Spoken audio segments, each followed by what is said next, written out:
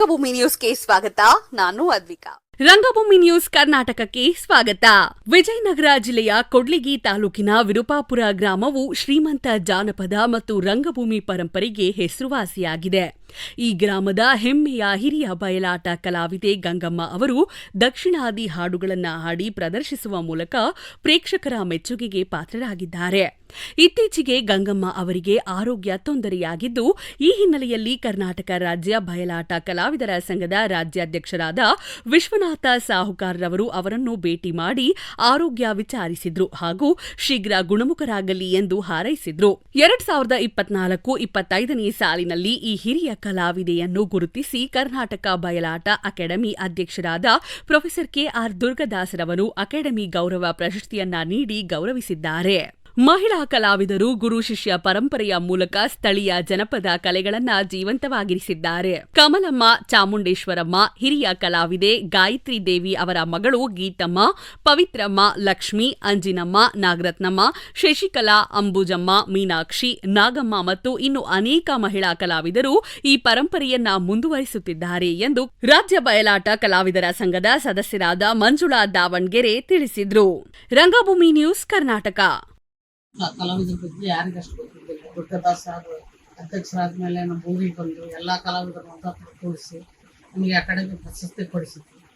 ಬಯಲಾಟ ಆಡೋದ್ರಿಂದ ನಮಗೆ ಏನು ಅದನ್ನದೇ ಗೊತ್ತಿದ್ದಿಲ್ಲ. ನಮ್ಮದು ಸುತ್ತಿಲೆಯ ಕಲಾ ಸಂಘ ಇತ್ತು. ಎಲ್ಲರೂ ಒಬ್ರಿಗೊಬ್ರು ಮಕ್ಕಳು ಡೌಕ್ರು ಬಂದ್ಬಿಟ್ಟು ಎಲ್ಲ ಬಿಟ್ಟು ಡೊಳ್ಳು ಬಡಿಯೋದು ಕಾರ್ಯಕ್ರಮ ಇತ್ತು, ಎಲ್ಲ ಬಿಟ್ಬಿಟ್ಟು ಉಚಿತವಾಗಿ ಮಾಡಿ ಬಂದಿದ್ದಾರೆ ನೋಡಿ. ಈ ಕಾಲದಲ್ಲಿ ಯಾರು ಮಾಡೋದಾರನಪ್ಪ ಅಲ್ಲ, ಎಷ್ಟೋ ಮಂದಿ ಮದುವೆಗಳಿಗೆ ಹಂಗ ಫ್ರೀ ಮಾಡಿವಿ. ನನ್ನ ಮಗಳ ಮದುವೆ ಮಾಡ್ಕೊಳಕಮ್ಮ, ನನ್ನ ಮಗಳ ನಾನು ಮದುವೆ ಮಾಡ್ಕೊಂಡು ನಾನು ಮದುವೆ ಮಾಡ್ಕೊಂತಾನೆ ಬಿಡ್ತಾನೋ ಗೊತ್ತಲ್ಲ, ಬರ್ತಡೆ ಅನ್ನೋದು ಹೋಗೋದು ಆಡೋದು ಬರೋದು ಚಾರ್ಜ್ ಕೊಟ್ಕೊಡ್ತಾನೆ ಹೊರಗೆ ಚಾರ್ಜ್ ಕೊಡಿಸ್ಕೊಂಡು. ಈಗ ಭಾಳ ಅದಕ್ಕಾಗಿ ನಿಮಗೆ ಅಕಾಡೆಮಿ ಪ್ರಶಸ್ತಿ ದೊರಕಿರೋದು. ಬೆಸ್ಸಿ ಹೋಗ್ಬಾರ್ದು, ಅದರಿಂದ ಚೆನ್ನಾಗಿ ಬೆಳೀಲಿ ಅಂತ ನಮ್ಮ ತುಂಬ ಧನ್ಯವಾದಗಳು ನಿಮಗೆ. ಗಂಗಮ್ಮಜ್ಜಿ ತುಂಬ ಚೆನ್ನಾಗಿ ಮಾತಾಡಿದ್ರು. ಬಯಲಾಟದ ಬಗ್ಗೆ ತುಂಬ ಅರಿವಿನ ಮೂಡಿಸಿದ್ರು. ಮತ್ತೆ ಇನ್ನೊಂದು ಏನಂತ ನಿಮ್ದು ಹಳೆಯ ಹಾಡುಗಳು ಏನಂತ ನೆನಪಿದೆ ನಿಮಗೆ? ದಕ್ಷಿಣಾದಿ ಹಾಡುಗಳನ್ನ ಯಾವನ್ನ ಒಂದು ನೋಡಿ ಎರಡು ನೋಡಿ.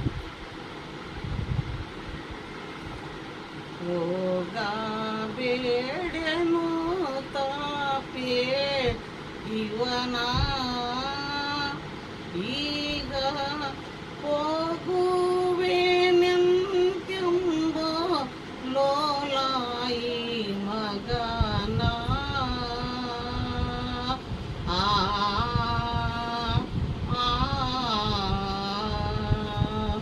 ಕಲಿಪಾರ್ಥ ಇವನೋಳು ಜೀವ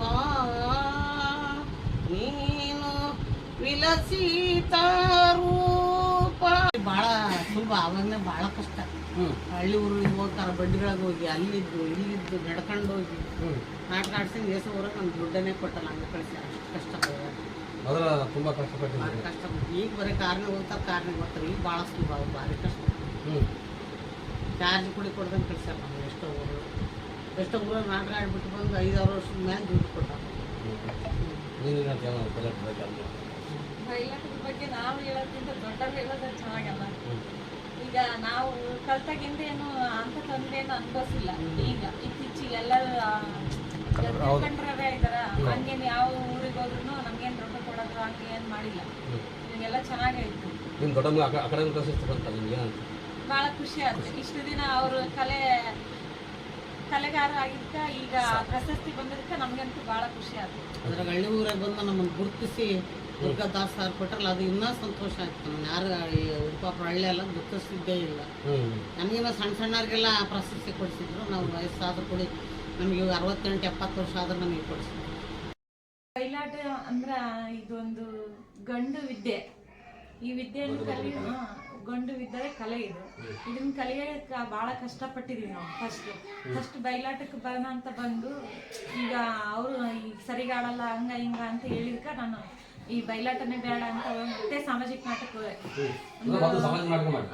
ಫಸ್ಟ್ ಎಲ್ಲ ಸಾಮಾಜಿಕ ನಾಟಕ 2006ರಿಂದ 2016 ತನಕ ಸಾಮಾಜಿಕ ನಾಟಕ ಆಡಿದೆ.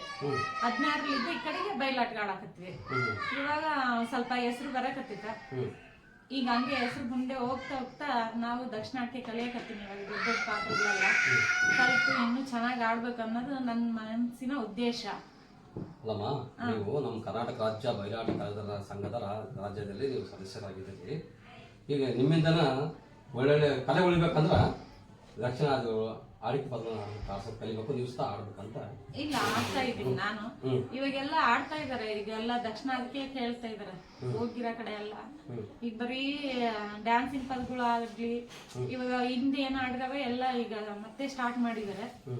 ಈಗ ಉಳಿಸ್ಕೊಂಡು ಹೋಗ್ತಾರೆ. ಅದು ನೀವು ಸಹ ಹೇಳಿ ಅದನ್ನು ಸರಿ ಮಾಡಿ ಸರಿ ಮಾಡ್ತೀವಿ ನಾವು. ಇನ್ನೊಂದು ದೆಹಲಿಯಲ್ಲಿ ಡಿಸೆಂಬರ್ ತಿಂಗಳಲ್ಲಿ ಕೃಷ್ಣ ಲೀಲೆ ಇದಾಗಿತ್ತು ಇವತ್ತಿನ ರಂಗಭೂಮಿ ನ್ಯೂಸ್. ನಮಸ್ತೆ.